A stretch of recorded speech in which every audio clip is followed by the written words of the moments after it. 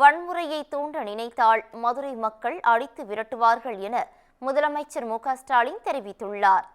மதுரை உத்தங்குடி கலைஞர் திடலில் 2630 கோடி ரூபாய் மதிப்பிலான 63 முடிவுற்ற பணிகளை திறந்து வைத்து 7 புதிய திட்டப் பணிகளுக்கு முதலமைச்சர் அடிக்கல் நாட்டினார். தொடர்ந்து நிகழ்ச்சியில் பேசிய அவர், தமிழ்நாட்டிற்கு நிதியளிக்க மறுக்கும் பாஜக மதுரைக்கு மெட்ரோவையும் வேண்டாம் என முடிவெடுத்து விட்டதாக கூறினார். திருப்பரங்குன்றம் விவகாரத்தில் ஒரு சிலரின் அரசியல் லாபத்திற்காக மக்களிடையே பிளவு ஏற்படுத்த முயற்சிப்பதாகவும் அவர் கூறினார். வன்முறையை தூண்ட நினைத்தால் மதுரை மக்கள் அடித்து விரட்டுவார்கள் எனவும் முதலமைச்சர் மு.க.ஸ்டாலின் தெரிவித்தார். அறத்தை கொண்டாடும் அமைதியான மாநிலமாகத்தான் தமிழ்நாடு என்றைக்கும் இருக்கும் எனவும் அவர் பேசினார்.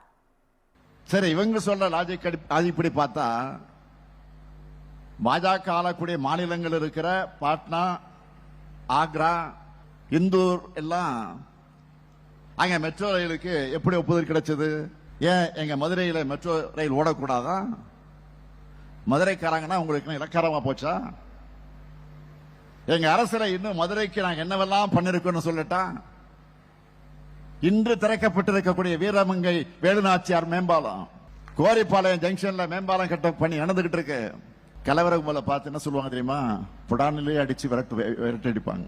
அமைதியின் பக்கம் நிற்கிற மதுரை மக்களுக்கு நான் என்னுடைய நன்றியும் வணக்கத்தையும் பாராட்டுகளை தெரிவித்துக்கிறேன். நம்முடைய எதிரிகள் டெல்லியிலிருந்து நமக்கு எத்தனை இடைஞ்சல்கள் கொடுத்தாலும், நிதி நெருக்கடிகளை ஏற்படுத்தினாலும், ஆளுநர் மூலமாக முட்டுக்கட்டைகள் போட்டாலும், எல்லாத்தையும் மீறி இந்தியாவிலே நம்பர் 1 வரலாறு காணாத பொருளாதார வளர்ச்சி தமிழ்நாடு அடைஞ்சிருக்கு.